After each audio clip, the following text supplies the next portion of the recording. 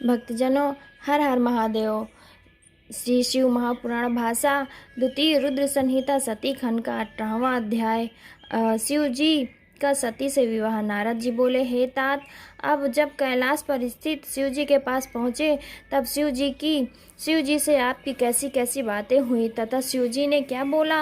ब्रह्मा जी कहने लगे, शिव जी को सती की प्राप्ति में संदेह था। वे मेरे पहुँचने पर मुझ संसार के रचयिता से इस प्रकार की प्रकृति मनुष्य के समान शीघ्र ही मुझसे सती की प्रेम पूर्ण बातें पूछने लगे और ये भी पूछा कि दक्ष ने क्या कहा है। काम मुझे विदीर्ण कर रहा है। मैं निरंतर सती का ही ध्यान रूप करता हूँ। अतएव हे ब्रह्मा, वो सती जैसी भी है मेरी प्रिय बने, आप वैसे ही प्रयत्न कीजिए। तब मैंने उन्हें सांत्वना देते हुए कहा, हे वृषभध्वज, आपका कार्य सिद्ध होगा। मेरे पुत्र दक्ष ने पहले ही आपको अपनी पुत्री देने का संकल्प कर लिया है। उसने कहा है कि शिव जी स्वयं ही मुझसे मेरी कन्या की प्रार्थना करते हैं तो मैं उन्हें अवश्य दूंगा। शिव जी जब भी चाहें शुभ लग्न और मुहूर्त में मैं उन्हें अपनी कन्या भिक्षा के रूप में देने को तैयार हूँ। अतः हे वृषभध्वज, अब आप शुभ लग्न और शुभ मुहूर्त का विचार कर उनके घर चलकर पाणी ग्रहण कर लीजिए। इस पर शिव जी हंस पड़े और उन्होंने कहा, अच्छा, तुम्हारे और नारद जी के साथ मैं उनके घर चलूँगा।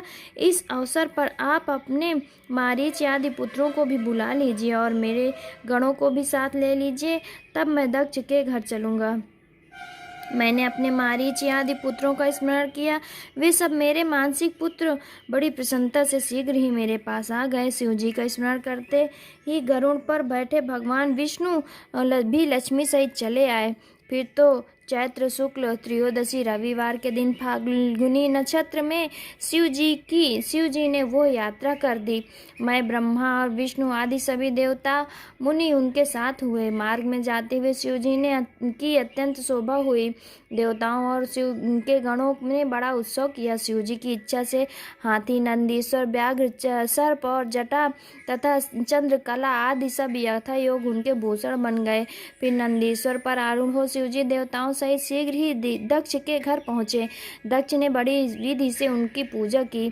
हम सबकी भी पूजा हुई। दक्ष ने सबको सुंदर आसन आदि देकर बड़ा सत्कार किया।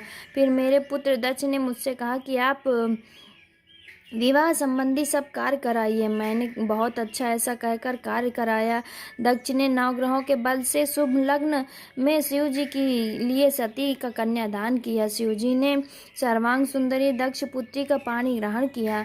समस्त देवता और मुनि स्तुतियों द्वारा शिव जी को प्रसन्न करने लगे। नृत्यगान का बड़ा उत्सव हुआ। देवताओं और मुनियों को परमानंद प्राप्त हुआ। शिव जी को अपनी कन्या का दान कर दक्ष भी कृतकृत्य हो गया। शिव और सती भी प्रसन्न हो गए और बहुत सा मंगलाचार हुआ। इति श्री शिव महापुराण द्वितीय रुद्र संहिता सती खंड का 18वां अध्याय समाप्त।